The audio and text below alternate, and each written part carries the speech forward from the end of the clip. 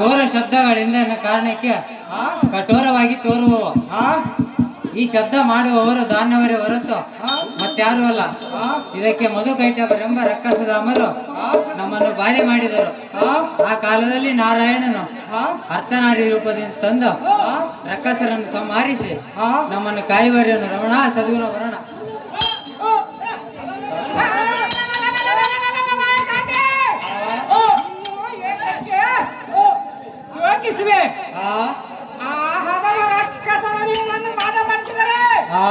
ಎನ್ನ ಕರದಲ್ಲಿ ಬರೆಯುವ ವಜ್ರಾದರಿಂದ ಅವರ ಶಿರಛೇದನ ಮಾಡುವೆ.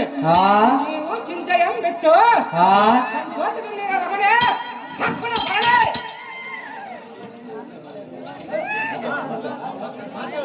ಓ ಕಾಂತ, ಊರ್ವಶಿಯನ್ನು ಅರಮನೆಗೆ ಹೋಗಿ ಎಂದು ಆಜ್ಞೆ ಮಾಡಿದ್ದೀರಿ.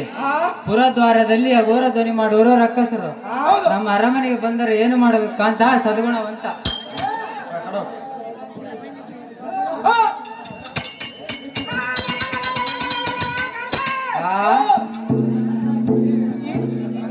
ಘೋರವಾಗಿ ಕೂಗುವ ರಾಕ್ಷಸರನ್ನ ಕರದಲ್ಲಿ ಬರೆಯುವ ವಜ್ರಾದರಿಂದ ಅವರ ಶಿರ ಪರಿದು ಬರುವೆ.